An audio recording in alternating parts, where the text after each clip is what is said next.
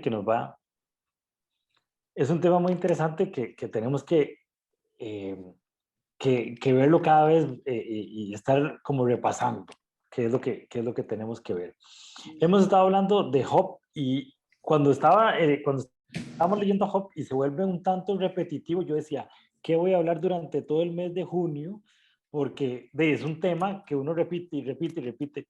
Pero cuando empecé a leer la parte esta de lo que temía me sucedió y empecé a ver la importancia de Job, de entender su identidad y tocar el tema de nuestra identidad en Cristo, de ahí se nos abre un abanico de temas que yo creo que más bien nos va a hacer falta mes de junio para tocar ese tema, ¿ok?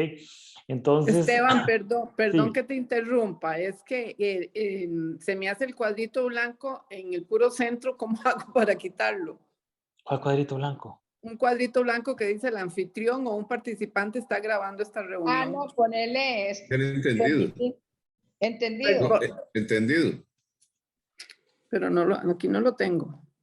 Ahí te dice ahí. Ah, ya, perdón, ya. Ustedes saben que yo con la tecnología soy completamente como bueno. Tranquila. Ok, listo. Entonces, hablar de Job y hablar del tema de identidad en Cristo se vuelve importantísimo y son temas que en realidad son muy, muy básicos, ¿verdad? Son como muy fácil de entender, pero aplicarlos y vivir de acuerdo a esos temas es donde se vuelve complicado el asunto. Entonces, esta es la tercera parte de lo que temía me sucedió y lo que vamos a hablar es el amor versus el temor. Resulta que en el 2017 Kenia escribió un libro que se llama El Passbook, que es Diseñados para Vivir. Aquí tengo el libro físico, aquí se los puse en la pantalla para que lo vean. Es un libro de los estudios bíblicos, ¿verdad? Muy bonito, toda la parte de diagramación, Kenia la desarrolló también junto con unas diseñadoras. Y es un libro, son 2 tomos, y en ese libro era un año de estudios bíblicos que se hizo. Y era un tema mensual. El mes de junio del 2017 vimos el amor versus el temor. O sea, durante un mes estuvimos viendo ese estudio. Entonces, lo que hice yo fue agarrar un mes y lo hice así, ¡zup! Y lo comprimí para ver hoy el tema del amor versus el temor. Pero definitivamente es un tema que tiene mucho, que es muy vasto, muy rico y que, como les decía, es muy fácil de entenderlo, pero a la hora de aplicarlo para la vida nuestra es donde se vuelve muy importante para nuestra vida. Y definitivamente este Passbook, esos primeros 6 meses, lo que se habló fue eso, la identidad en Cristo. Se habló de vulnerabilidad, se habló de quiénes somos, se habló del amor versus el temor. Entonces fueron 6 meses para entender nuestra identidad en Cristo. Entonces, es un libro impresionante que Kenia hizo en 2017 y que a la fecha es un libro que lo utilizamos mucho como libro de texto y como libro de enseñanza. Entonces, lo que vimos hace 3 semanas... de nuestra identidad en Cristo. Todavía tiene tos. Sí, no, y cuando me pongo a hablar me agarra más tos, pero aquí tengo mi botella de agua. Se pone las pilas. Y entonces hay 18 características que sacamos de quiénes somos en nuestra identidad en Cristo, y eso fue lo que estuvimos viendo la semana pasada, de qué es las características que tenemos en nuestra identidad en Cristo y qué significa nuestra identidad en Cristo. Y bueno, Tome agüita. aquí tengo. Miel de abeja con jengibre y limón. Ya tomé eso en la mañana. Él no toma esas cosas. No, sí, ya tomé eso en la mañana. Bueno, entonces, lo primero que hay que entender es que una mentira que se dice durante mucho tiempo se convierte en verdad, o nosotros creemos que se convierte en verdad. Y el enemigo es muy dado a engañarnos y nos dice esa mentira durante mucho tiempo y nos perdemos. ¿Por qué? Porque no sabemos quiénes somos Y si no sabemos quiénes somos, el enemigo nos dice, ustedes son tal cosa, y se lo dice una vez y otra vez y otra vez hasta que usted termina creyéndoselo. Entonces, por eso el tema de las falsas creencias y la identidad se vuelve muy importante. ¿Por qué? Porque primero tenemos que saber quiénes somos y después entendemos cuáles son esas falsas creencias y qué es lo que dónde estamos poniendo nosotros nuestra esperanza y nuestra fe. Vamos a ver el falso fundamento, ¿verdad? Si quiere, Javier, ¿nos puede leer Mateo 23, del 1 al 12? Entonces Jesús les dijo a las multitudes y a sus discípulos: los maestros de la ley religiosa y los fariseos son los intérpretes oficiales de la ley de Moisés. Por lo tanto, practiquen y obedezcan todo lo que les digan, pero no sigan su ejemplo, pues ellos no hacen lo que enseñan. Aplastan a la gente bajo el peso de exigencias religiosas insoportables y además mueven el dedo para aligerar la carga. Todo lo que hacen es para aparentar. En los brazos se ponen anchas cajas de oración con versículos de la Escritura y usan túnicas con borlas muy largas.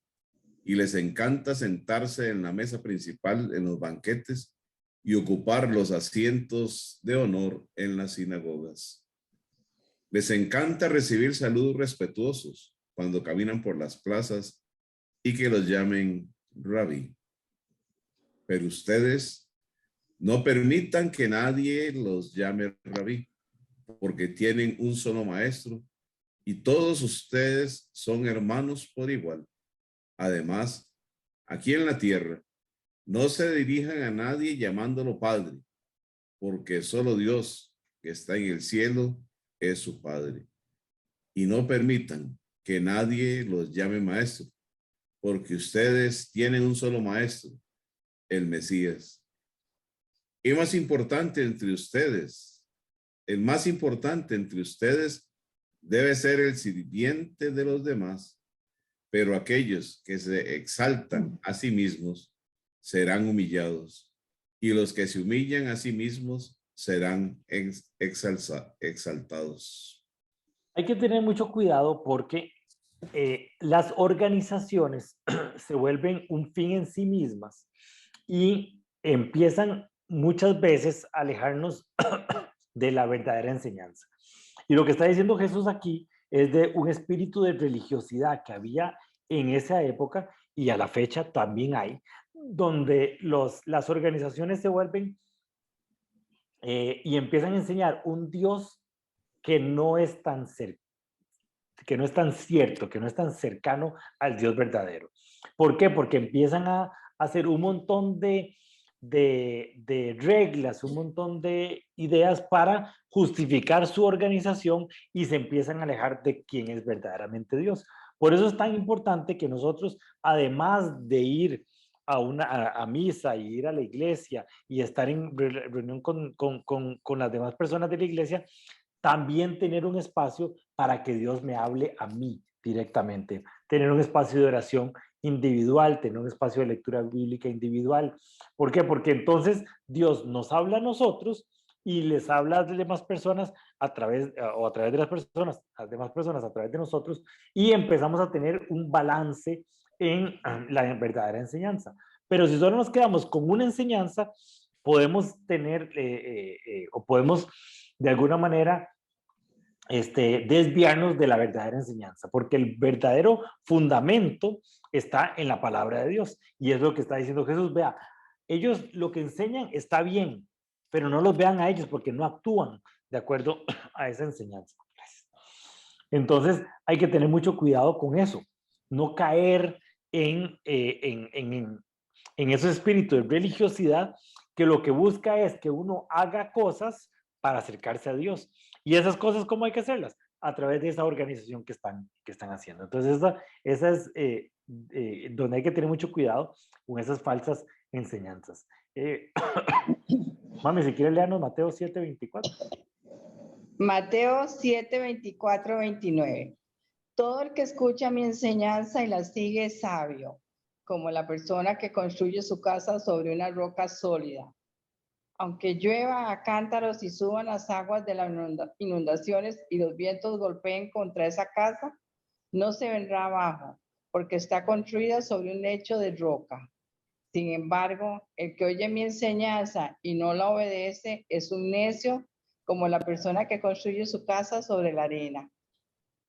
Cuando vengan las lluvias y lleguen las inundaciones y los vientos golpeen contra esa casa, cuando vengan las lluvias y lleguen las inundaciones y los vientos golpeen contra esa casa, se derrumbará con un gran estruendo. Cuando Jesús terminó de decir estas cosas, las multitudes quedaron asombradas de su enseñanza, porque lo hacía con verdadera autoridad, algo completamente diferente de lo que hacían los maestros de la ley religiosa. Entonces, lo que está diciendo aquí Jesús es, pongan su fundamento en la palabra de Dios. No busquen otras cosas para poner su fundamento. Si ustedes ponen su fundamento, su casa, en la palabra de Dios, van a venir los vientos, las inundaciones, los problemas, las pruebas, y se pueden caer abajo. Y eso es exactamente lo que le pasaba a Job. Job tenía una idea en la cabeza, producto de ese espíritu de religiosidad. Recuerdan que Job hacía sacrificios y tenía mucha parte de toda la parte litúrgica de la iglesia, pero no conocía propiamente a Dios. Vinieron las pruebas, vinieron los momentos difíciles y su fundamento estaba en un lugar equivocado. Tenía en su fundamento un Dios equivocado. Y entonces eso provocó que se vino abajo, cayeron los problemas y todo lo que le pasó a Job. Si nosotros tenemos nuestra fe y nuestro fundamento en la palabra de Dios como tal, van a venir las inundaciones y los problemas, porque esa es una de las promesas que Jesús nos dio. Van a venir problemas, pero tranquilos, yo he vencido al mundo, ¿verdad? Y entonces esa es la enseñanza que tenemos que tener nosotros, ubicarnos en el buen fundamento de lo que dice Dios. Y siempre les digo a la gente, vean, cuestionen todo lo que oyen. Ustedes van a misa y después de ir a misa oyen el evangelio y después de leer el evangelio vayan a su casa y lean lo que decía la Biblia en esa lectura y a ver qué es lo que nos dicen, porque muchas veces uno es humano y puede equivocarse y puede interpretar algo diferente. Inclusive lo que vemos en este estudio, no se queden solo con lo que dijo Esteban. Tomen apuntes, revisan y después dicen, no, mira, Esteban estaba bateando, porque aquí el versículo está diciendo tal y tal y tal cosa, nada que ver con lo que me dijo Esteban. ¿Por qué? Porque podemos equivocarnos, podemos tener una idea diferente a lo que Dios quería decirnos, y entonces por eso hay que someter todo lo que nosotros recibimos, tanto en la iglesia, como en alguna lectura, como en algún estudio, como en alguna prédica que oigamos, siempre someterlo y tener ese espacio individual también de buscar ese fundamento básico que es la enseñanza de Dios. Y doña Roxana, si quieren leernos Hechos 4 del 11 al 12. Hechos 4, 11, 12. Perdón. Pues es Jesús a quien se refieren las escrituras cuando dicen, la piedra que ustedes, los constructores, rechazaron, ahora se ha convertido en la piedra principal. En ningún otro hay salvación. Dios no ha dado ningún otro nombre bajo el cielo mediante el cual podamos ser salvos. Nuestro fundamento, nuestra fe completa tiene que estar basados en la piedra que es Jesús. Es muy interesante cuando Pedro, por ejemplo, le preguntan, Jesús le dice, ¿quiénes dice la gente que soy yo? Y entonces que algunos un profeta, otros que es Ezequiel y otras cosas que es, y bueno, ¿quién dicen ustedes que soy yo? Y entonces Pedro dice, usted es el Cristo, el que vino a morir por nuestros pecados. Y entonces Jesús les dice, eso que usted acaba de decir es importantísimo, es impresionante. Y sobre esa enseñanza, sobre esa piedra, voy a edificar mi iglesia. ¿Cuál es esa piedra? La enseñanza de que Jesús es el Cristo. Y toda nuestra iglesia, toda nuestra liturgia, toda nuestra fe tiene que estar basada en Jesús. Por eso había un amigo que decía, hacer un estudio bíblico es muy fácil. Usted hable de cualquier tema y al final de cuentas la solución es Jesús. Al final de cuentas, todo lo que tenemos que poner nuestra mirada es en Jesús. En ningún otro hay salvación. Si nosotros ponemos ese fundamento básico en lo que es Jesús, no vamos a perdernos nunca. Todo lo que nosotros necesitamos, todo lo que nosotros ocupamos está en Jesús. Bajo ningún otro nombre hay salvación. Eso es lo que nos está diciendo ahí en Hechos. ¿Ok? Entonces, tenemos que hacer un alto en el camino y pensar, bueno, ¿sobre qué base estoy yo poniendo mis cimientos? ¿Sobre qué estoy confiando yo? ¿En qué estoy yo teniendo fe?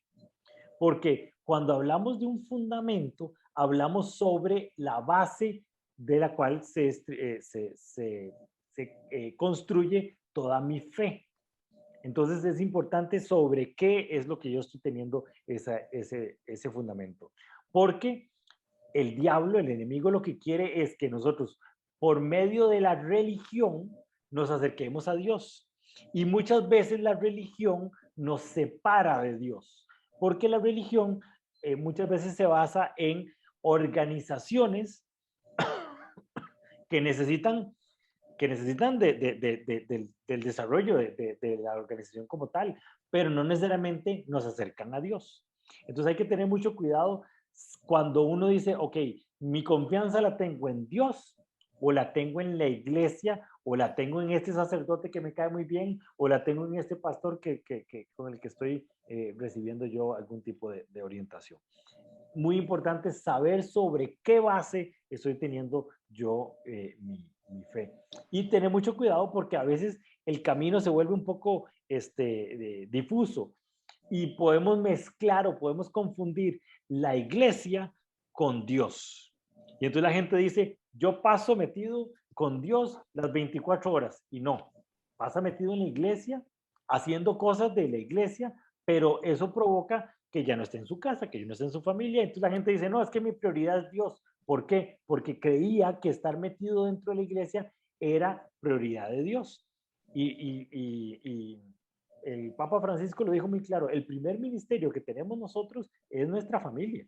Ahí es donde nosotros tenemos que basar nuestra enseñanza bíblica, ahí es donde tenemos nuestro lugar para crecer. Entonces hay que tener mucho cuidado y aprender a separar lo que es la iglesia, que es importante, que es necesaria y que no estoy diciendo que no tengamos que asistir, pero hay que tener muy claro dónde está la iglesia y dónde está Dios y sobre qué estoy poniendo mi base y cuál es mi fundamento.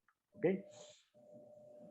Jesús es nuestra única salvación y sobre Jesús es donde nosotros podemos poner nuestro cimiento seguro y saber que todo lo demás camina en vasos sólidos. Entonces hay que saber dónde está nuestro fundamento, cuál es el falso fundamento y cuál es el verdadero fundamento. El otro tema que quiero hablar es del falso control. Muchas veces, y eso es lo que le pasaba a Job, Job tenía su vida controlada, Job sabía dónde empezaba, dónde terminaba, qué era lo que había que esperar y qué era lo que no había que esperar. Y eso es un error. O sea, tenemos que saber que nuestro control está en manos de Dios. Vamos a ver qué nos dice Gálatas 5, del 16 al 25. Doña Mari, si quieren nos lo puede leer. Gálatas 5, 16, 25. Por eso les digo, dejen que el Espíritu Santo los guíe en la vida. Entonces no se dejarán llevar por los impulsos de la naturaleza pecaminosa. La naturaleza pecaminosa desea hacer el mal, que es precisamente lo contrario de lo que quiere el Espíritu. Y el Espíritu nos da deseos que se oponen a los que desea la naturaleza pecaminosa. Estas dos fuerzas luchan constantemente entre sí. Entonces ustedes no son libres para llevar a cabo sus buenas intenciones, pero cuando el Espíritu los guía, ya no están obligados a cumplir la ley de Moisés. Cuando ustedes siguen los deseos de la naturaleza pecaminosa, los resultados son más que claros. Inmoralidad sexual, impureza, pasiones sensuales, idolatría, hechicería, hostilidad, peleas, celos, arrebatos de furia, ambición egoísta, discordias, divisiones, envidia, borracheras, fiestas desenfrenadas y otros pecados parecidos. Permítanme repetirles lo que les dije antes. Cualquiera que lleve esa clase de vida no heredará el reino de Dios. En cambio, la clase de fruto que el Espíritu Santo produce en nuestra vida es amor, alegría, paz, paciencia, gentileza, bondad, fidelidad, humildad y control propio. No existen leyes contra esas cosas. Los que pertenecen a Cristo Jesús han clavado en la cruz las pasiones y los deseos de la naturaleza pecaminosa y los han crucificado allí. Ya que vivimos por el Espíritu, sigamos la guía del Espíritu en cada aspecto de nuestra vida. Aquí empezamos a hablar un poco ya sobre el tema de amor versus temor. Hay dos fuerzas, y muy interesante dice que hay dos fuerzas internas. Hay dos fuerzas que están luchando dentro de nosotros. Una es la parte espiritual, el Espíritu Santo, y otra es esa naturaleza pecaminosa. Es muy importante, aquí habla de naturaleza pecaminosa que nos hace pecar. Satanás no tiene nada que ver con el pecado. Satanás lo que hace es mostrarnos un Dios que no es Dios, pero el pecado nace dentro de nosotros, por esa naturaleza pecaminosa que tenemos. Entonces, esas dos fuerzas empiezan a actuar dentro de nosotros y nos hacen pecar, o nos hace que llevemos una vida de acuerdo al fruto del Espíritu Santo. Esas dos fuerzas, usted escoja. Usted no puede quedarse como en el centro. No, usted o es gobernado por el Espíritu Santo o es gobernado por el enemigo. O es gobernado por esa fuerza que lo que busca es hacer las cosas bien, o es gobernado por esa naturaleza pecaminosa. En algunos otros caminos va a haber, usted no se puede quedar en el centro. No, es que yo soy neutral. No, no, no. Usted escoja. Y si usted no escogió, ya escogieron por usted. Entonces, el creer que nosotros tenemos control de nuestra vida es un error. Nosotros o somos gobernados por el Espíritu Santo y del Espíritu Santo damos fruto, que es amor, alegría, paz, paciencia, gentileza, bondad, fidelidad, humildad y control propio, o somos gobernados por esa naturaleza pecaminosa que nos hace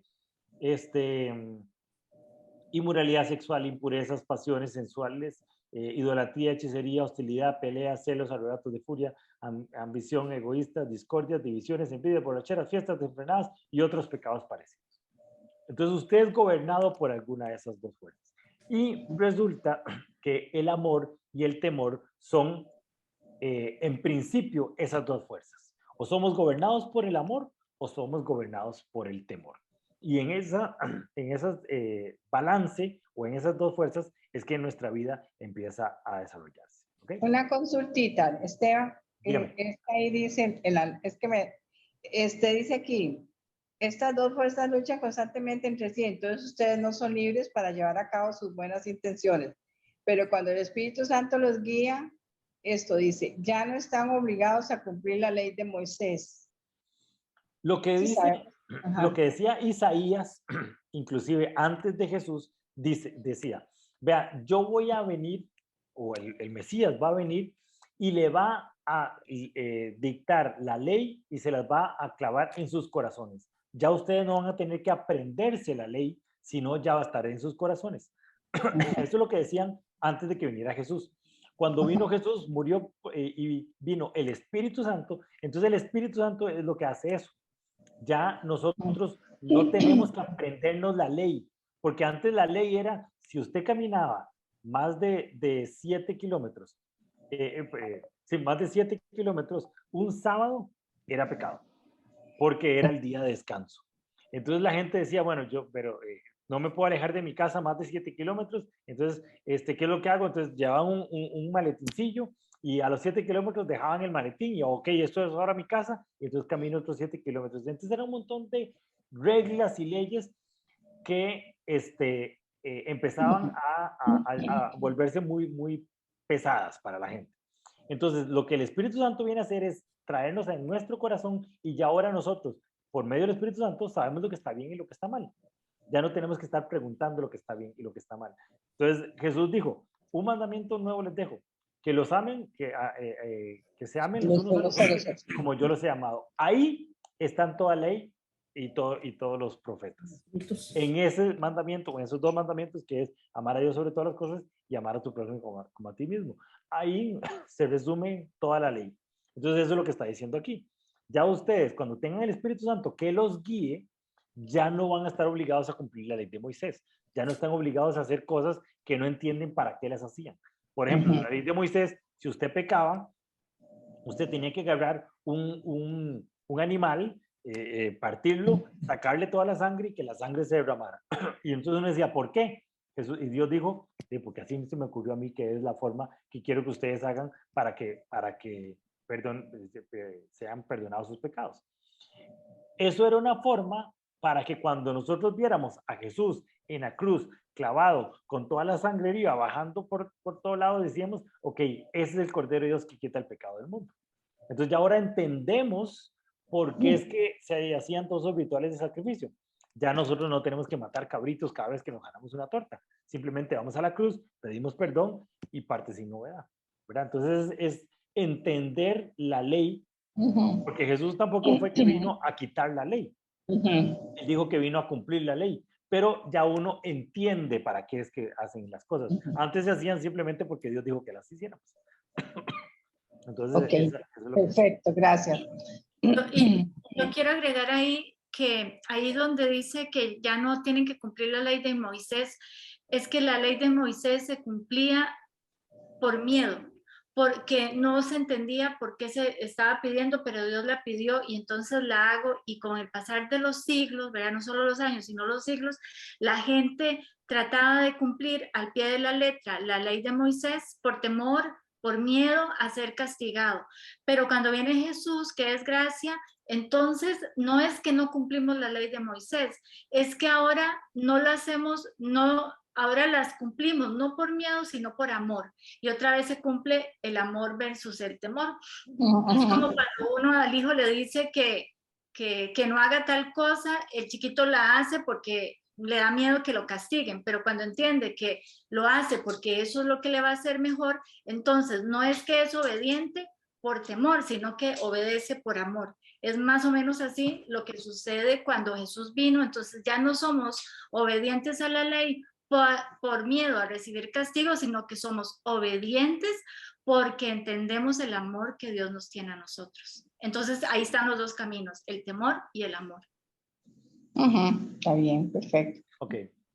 El tema del dominio propio es muy importante porque en el momento en que nosotros entendemos el dominio propio, que es un fruto del Espíritu Santo, que es reprimir nuestras pasiones pecaminosas, o sea, nuestra carne, para acercarnos al Espíritu. Ese dominio propio nos ayuda a entender que nosotros no tenemos control. El que tenemos que permitirle es que el Espíritu Santo entre en nosotros y nos ayude a quitar esa naturaleza pecaminosa y que nos dirija hacia el modo que Dios nos pidió, ¿verdad? Entonces es importante entender esta parte del dominio propio. Y el otro punto que quería hablar en este momento es de la falsa protección.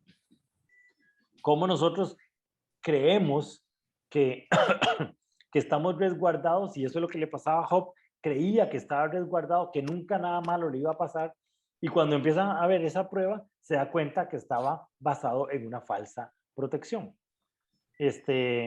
Javier, si quieres leernos Génesis 3, 8 al 10. Cuando soplaba la brisa fresca de la tarde, el hombre y su esposa oyeron al Señor Dios caminando por el huerto. Así que se escondieron del Señor Dios entre los árboles. Entonces el Señor Dios llamó al hombre. ¿Dónde estás? El hombre contestó, te oí caminando por el huerto, así que me escondí. Tuve miedo porque estaba desnudo. Empezamos a ver el pecado y empezamos a ver las consecuencias del pecado. Mami, si quieres leernos Juan 3, 14, 21. Juan 3, 14 al 21. Y así como Moisés levantó la serpiente de bronce en un poste en el desierto, así deberá ser levantado el Hijo del Hombre, para que todo el que crea en él tenga vida eterna. Pues Dios amó tanto al mundo que dio a su Hijo único, para que todo el que cree en él no se pierda, sino que tenga vida eterna. Dios nos envió a su Hijo al mundo para condenar al mundo. Perdón, Dios no envió a su Hijo al mundo para condenar al mundo, sino para salvarlo por medio de él. No hay condenación para todo el que cree en él, pero todo el que no cree en él y ya ha sido condenado por no haber creído en el único Hijo de Dios. Esta condenación se basa en el siguiente hecho. La luz de Dios llegó al mundo, pero la gente amó más la oscuridad que la luz, porque sus acciones eran malvadas. Todos los que hacen el mal odian la luz y se niegan a acercarse a ella, porque temen que sus pecados queden al descubierto. Pero los que hacen lo correcto se acercan a la luz para que otros puedan ver que están haciendo lo que Dios quiere.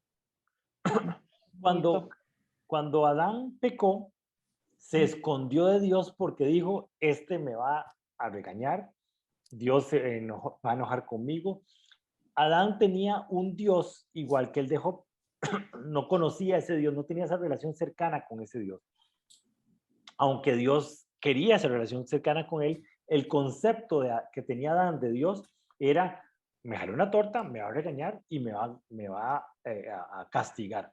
Y cuando vino Jesús dice, vea, yo no vengo a condenar el mundo, yo vengo a traer vida, a traer salvación, eso es lo que yo quiero. Entonces, cada vez que nosotros caminemos de acuerdo al temor, no estamos caminando en los caminos de Dios, porque Dios no nos da temor.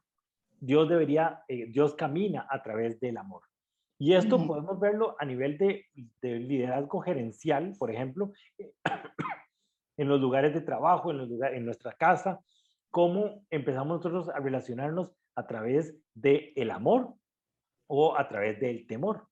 Si un jefe dice, ustedes me hacen caso si no los echo a todos, está esa persona instituyendo en esa oficina un reino de temor, donde la gente hace caso porque si no, va para afuera. Pero por otro lado, tenemos otras organizaciones, otros lugares donde es por medio del amor y la gente está motivada a trabajar bien, a hacer bien las cosas. ¿Por qué? Porque quieren quedar bien, porque aman su lugar de trabajo. Entonces estamos instituyendo el reino de Dios ahí en ese lugar. Igual en donde quiera que estemos, en nuestra casa, en nuestra familia, ¿cómo es que nosotros estamos caminando? Si estamos caminando a través del reino del amor o estamos caminando a través del reino del temor. ¿Ok? Entonces, desde que Adán y Eva pecan, empezamos a ver que ellos se esconden y tienen una reacción extraña, o tienen la reacción que tienen por 3 razones específicamente. Primero que nada, tuvieron miedo. El miedo es una reacción totalmente normal, pero es una reacción que nos hace ver quién es el Dios que tenemos, ¿verdad? Habían cometido un error, se habían jalado una torta, pero creían que Dios iba a regañarlo, creían que Dios iba a castigarlos, y entonces tienen miedo y se alejan de Dios. Y eso es lo que Dios no quiere. Más bien Dios quiere que cuando nosotros nos jalemos una torta, nos acerquemos a Dios para buscar restauración por medio de él. La segunda reacción que tuvieron fue de vergüenza. De hecho, se tejieron unas ropas porque dijeron que estaban desnudos. Se dieron cuenta cuando llegó el pecado, se dieron cuenta que estaban desnudos. ¿Por qué? Porque trajo vergüenza a su vida. Y esas 2 reacciones se traduce en esa tercera reacción de autoprotegerse. Y esa autoprotegerse es llegar donde Dios y le dice a Dios, no, yo no fui el que tuve la culpa, tuvo la culpa la serpiente, que fue la que me hizo comer manzanas. Y después Adán dice, no, yo no tuve la culpa, lo que tuve la culpa fue Eva y usted que me hizo a Eva y por eso fue que yo pequé. Esa cuestión de no cargar con su responsabilidad es la que hace a través del miedo y de la vergüenza que nosotros caminemos en esa falsa creencia de autoprotegernos. Cuando en realidad lo que tenemos que hacer es ser totalmente vulnerables y llegar donde Dios, como David llegaba donde Dios cada vez que se jalaba una torta y le decía, Dios, me la pelé. Dios, actué mal. perdóname, y yo sé que usted es un Dios todopoderoso y que me va a perdonar. Esa es como nosotros tenemos que relacionarnos con Dios a través del amor, no a través del temor. ¿Okay? ¿Qué fue lo que le pasó a Job? Job se relacionaba con Dios a través del temor. Por eso estos estudios se llaman Lo que temía me sucedió. ¿Por qué? Porque se relacionaban con Dios a través del temor. Actúo, hago, porque si no Dios me va a castigar. ¿Ok? El segundo gran tema que vamos a ver es saboteadores del éxito. Hay que liberarnos del enemigo, liberarnos de esta persona que está materializada o está conceptualizada a través del temor. ¿Ok? Doña Roxana, si quiere leernos ahí, 1 Pedro 5:8. 1 Pedro 5:8. Estén alerta, cuídense de su gran enemigo, el diablo, porque anda al acecho como un león rugiente, buscando a quien devorar. Por eso les digo que uno no puede tener un lugar neutro. Usted o es del reino de la luz o es del reino de las tinieblas. No puede quedarse en el centro. ¿Por qué? Porque hay un león rugiente viendo a quién devorar. Si usted anda como medio despistado, que no quiere la cosa, ya ese león se lo comió, usted ni siquiera se dio cuenta. Ese es el enemigo que tenemos. Por eso es que nosotros tenemos que hacer activamente una búsqueda hacia el reino de la luz, hacia el reino de Dios, hacia el reino del amor. Kenita, si quieres leernos Mateo 16, 21, 23. A partir de entonces, Jesús empezó a decir claramente a sus discípulos que era necesario que fuera a Jerusalén y que sufriría muchas cosas terribles a manos de los ancianos, de los principales sacerdotes y de los maestros de la ley religiosa. Lo matarían, pero al tercer día resucitaría. Entonces Pedro lo llevó aparte y comenzó a reprenderlo por decir semejantes cosas. Dios nos libre, Señor, dijo. Eso jamás te sucederá a ti. Jesús se dirigió a Pedro y le dijo, aléjate de mí, Satanás, representas una trampa peligrosa para mí, ves las cosas solamente desde el punto de vista humano y no desde el punto de vista de Dios. Otra vez, vemos dos puntos. El punto de vista humano, que está más pegado a la naturaleza pecaminosa, o el punto de vista de Dios, que está pegado a la fe. Y eso es lo que hace el enemigo. El enemigo lo que busca es meternos miedo, trabajar a través del temor para que no cumplamos nuestro propósito. Jesús empieza a decir, ok, yo vine aquí a este mundo para morir crucificado y traer la salvación a esta tierra. Ese era el propósito que vino a hacer Dios aquí. Perdón, Jesús vino a hacer aquí a la tierra. Pero entonces el enemigo utiliza a Pedro y ese deseo genuino de Pedro de cuidar a su maestro y querer a su maestro, lo hacen que Pedro quiera alejar a Jesús de su propósito y lo que él vino a hacer aquí. Y así el enemigo también nos quiere a nosotros meter miedo para que nosotros seamos alejados de nuestro propósito. Hay una parábola que a mí me gusta mucho, que es la parábola de los talentos. La parábola de los talentos dice que a uno le dieron 10 talentos, a otro le dieron 5 talentos y a otro le dieron 1 talento. Y los que le dieron más talentos los multiplicaron. Y uno dice, tuve miedo y agarré el talento y lo escondí.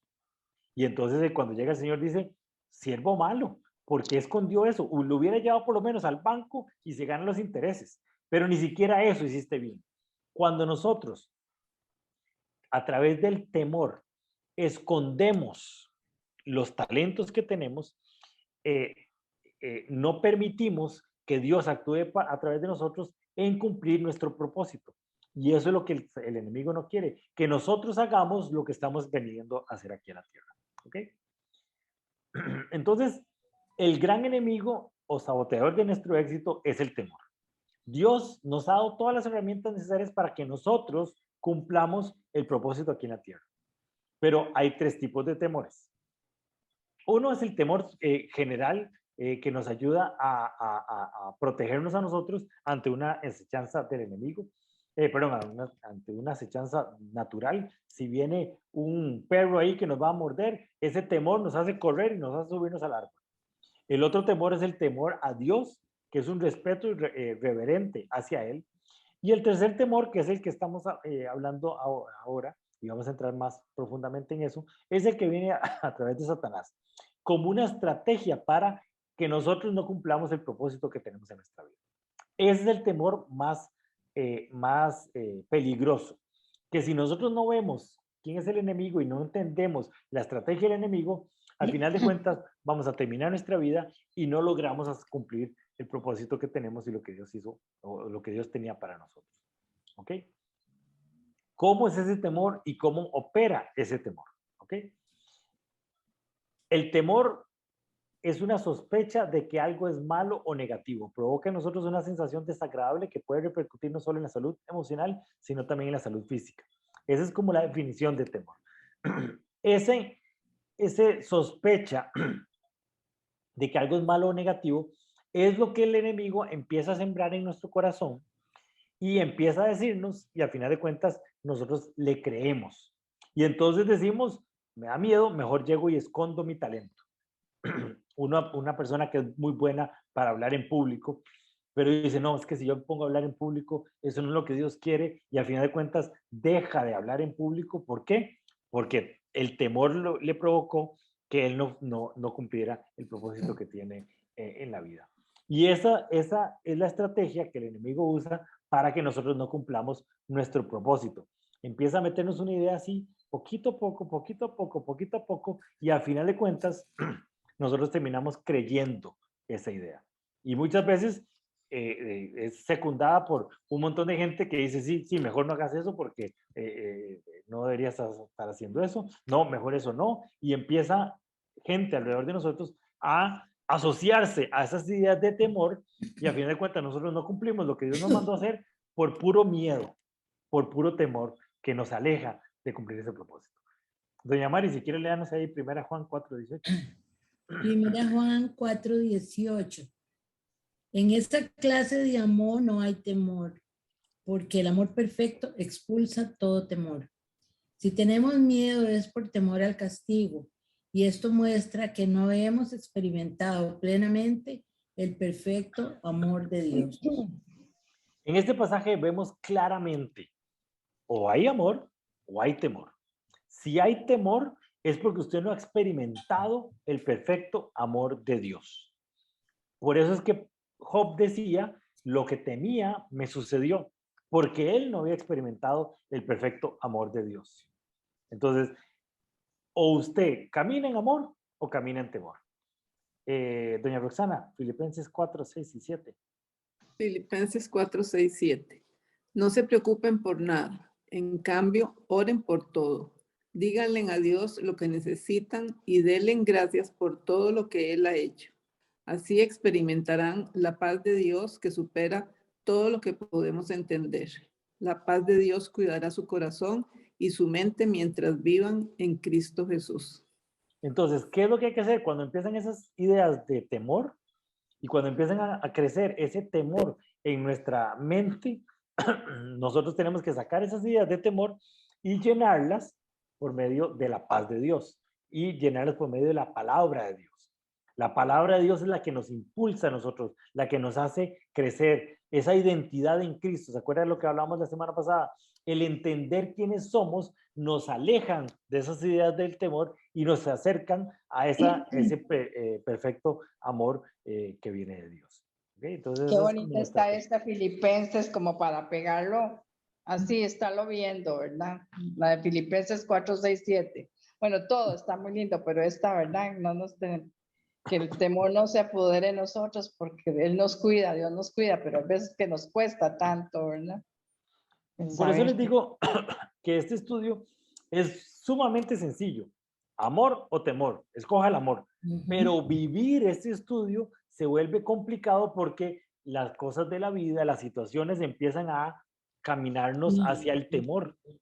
Y al final de cuentas, cuando nos damos cuenta, estamos hasta aquí de miedos. Entonces sí, ese pasaje está bonito como para pegarlo en el espejo y todas las mañanas cargarnos de esa energía que viene de Dios, la paz que viene de Dios. Y vea qué lindo, porque dice, lo que dice la Biblia ahí en Filipenses es, no se preocupen, ¿por qué? Por nada. O sea, no se preocupen por esta cosilla o aquella, no. es por nada. Entonces, no importa el tamaño del problemón que se nos viene encima, Dios nos está diciendo, no se preocupen por nada, en cambio, oren por todo. Oremos por todo, demos gracias a Dios por todo y no nos preocupemos por nada. Es dificilísimo hacerlo desde nuestra humanidad. Porque desde nuestra humanidad vamos a tender a autoprotegernos, a controlarlo todo. Y entonces este estudio bíblico lo que trata de hacer para entender un poquito es, no controlamos nada, o sea, podemos como Job tener toda la riqueza del mundo, hacer todos los sacrificios después de las fiestas de los hijos, por si acaso, tener todo controlado, y en un abrir y cerrar de ojos, todo se espumó, porque ningún ser humano puede controlar ni su salud, ni sus riquezas, ni su provisión, ni nada.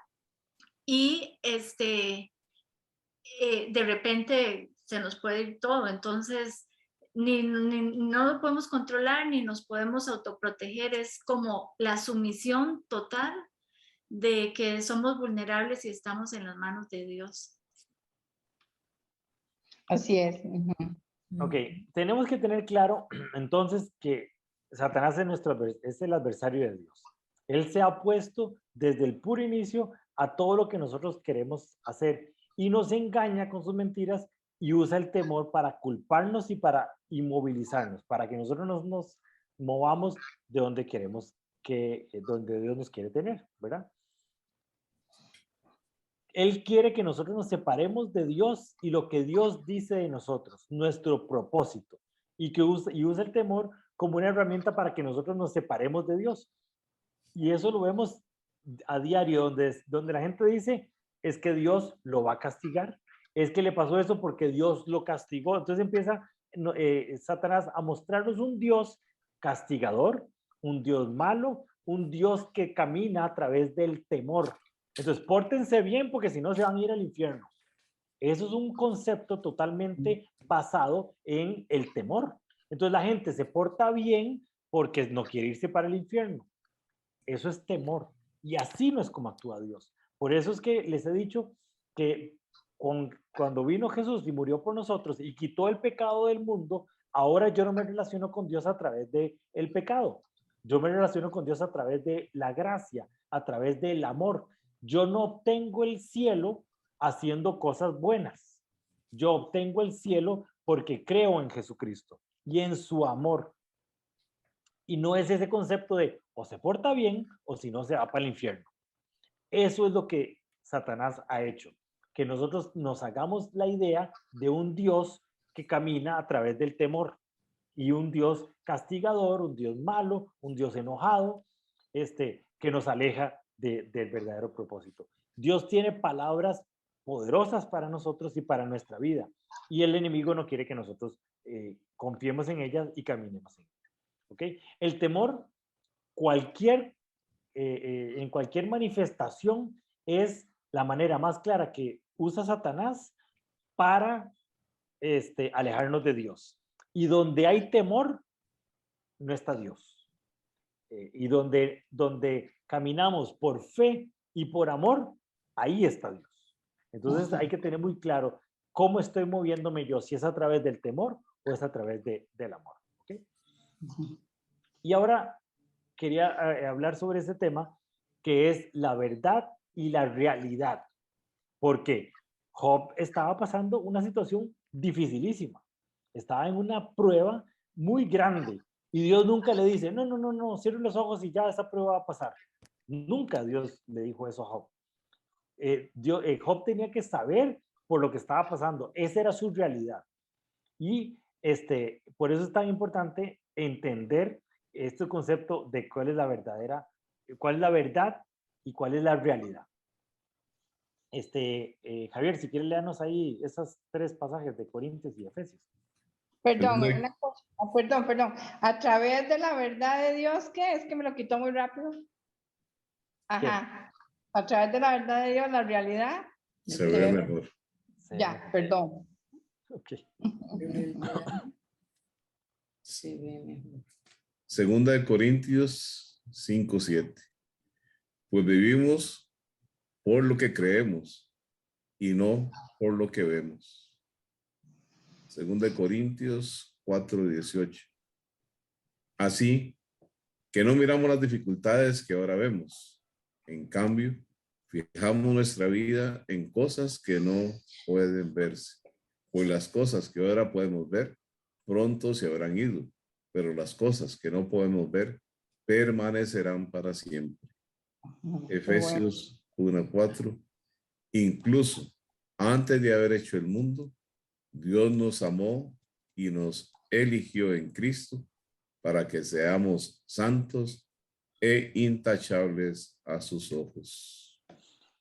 Nosotros tenemos que caminar a través de lo que creemos y no a través de lo que vemos. Cuando Dios nos dice, usted es un pueblo escogido, una nación santa, usted es perfecto, y uno ve las acciones que uno hace y su naturaleza pecaminosa, uno dice, Dios no me conoce muy bien. No, es que no es, lo que nosotros creemos es más importante que lo que nosotros vemos. Y la situación que Job estaba pasando, creía Job que Dios se había enojado con él, que Dios era, él se había jalado alguna torta, porque eso era lo que él veía, esa situación, esa crisis, esa prueba que él estaba pasando. Y entonces hay un divorcio entre lo que Job creía y lo que Job estaba viviendo. Y eso muchas veces nos pasa a nosotros. La verdad y la realidad no son lo mismo. Muchas veces creemos que son sinónimos, sino la verdad y la realidad son conceptos totalmente diferentes. La realidad la podemos percibir a través de nuestros sentidos, a través de lo que vemos, de lo que oímos, de lo que sentimos. Esa es la realidad. Y Dios nunca ha pedido que nosotros cambiemos esa realidad. La gente que tiene una enfermedad no puede decir, no, yo no tengo nada, yo no tengo nada, no, yo no tengo nada, y se sanó. No, eso sería negar la realidad. Y Dios nunca nos pide que neguemos la realidad. Pero otro concepto muy diferente es la verdad. La verdad va más allá de los sentidos. Tiene que ver con lo que nosotros creemos. Y si nosotros creemos que Cristo curó nuestras enfermedades en la cruz del Calvario, sobre eso nos basamos y decimos, esta enfermedad que yo tengo, porque efectivamente la tiene, esa es su realidad, esta enfermedad, Cristo también la clavó en la cruz y yo voy a ser sano por la obra de Cristo en mi vida. Entonces es una manera muy diferente de pensar, ok, no tengo nada, no tengo nada, no tengo nada, pues me sané. A decir, no, ya Cristo hizo la obra porque eso es lo que Él hizo en mí, entonces me sano. ¿Entendemos la diferencia entre verdad y realidad? Y nosotros confundimos esos conceptos y el enemigo se aprovecha de eso. Y es buenísimo en decirnos, miren lo que usted está pasando. Mentira. Dios no es así porque vea lo que usted está pasando. Y el caso de Job es el caso más claro, donde Job está pasando por una crisis muy fuerte y el enemigo se apodera y le dice, no, Dios es malo.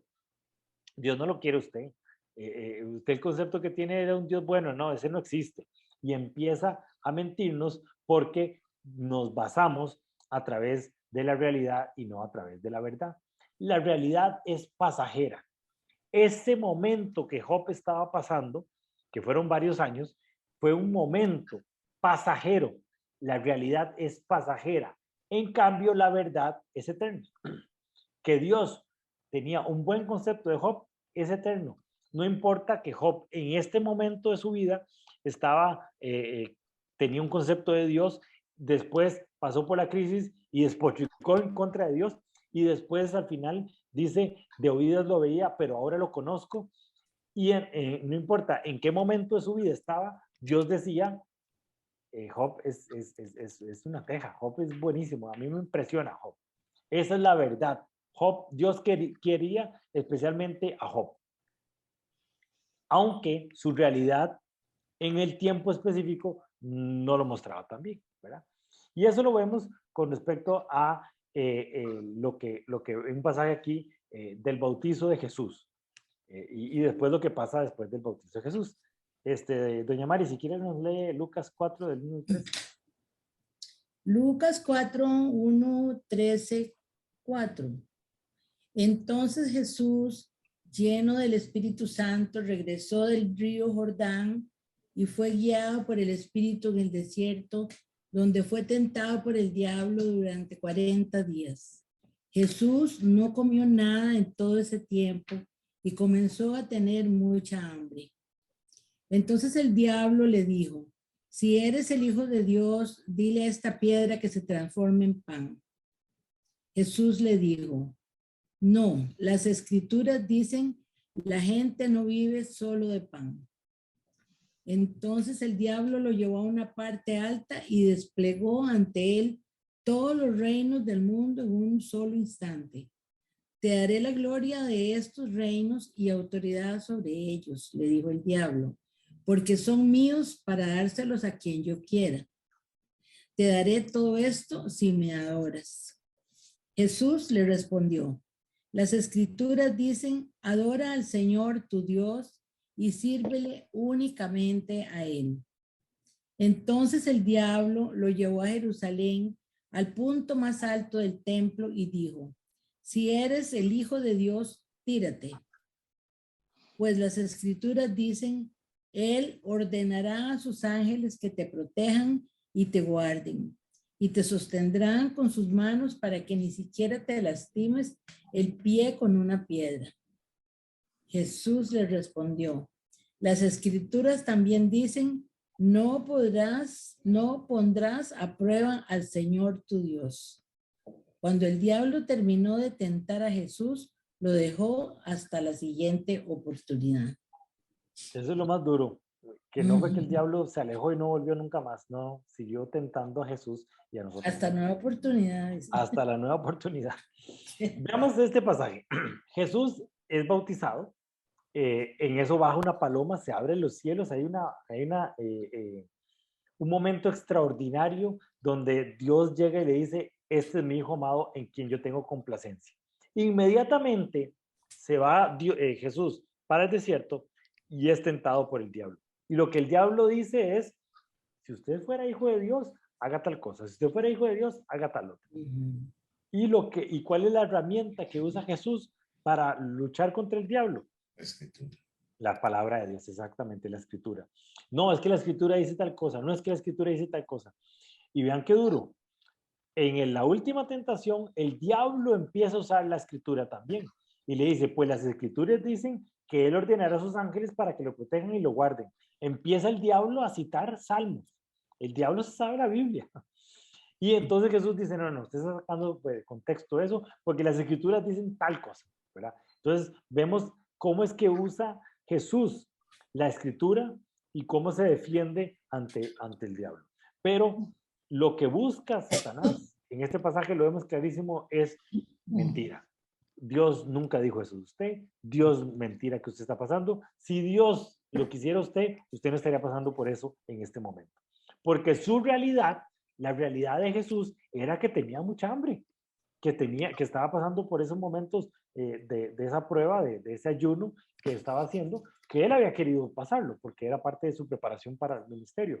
Pero su realidad era que él estaba en su carne dudando de un montón de cosas.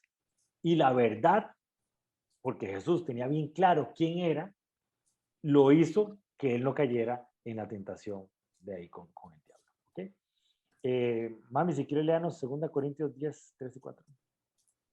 2 Corintios 10, 3 al 4. Somos humanos, pero no luchamos como lo hacen los humanos. Usamos las armas poderosas de Dios, no las del mundo, para derribar las fortalezas del razonamiento humano y para destruir argumentos falsos.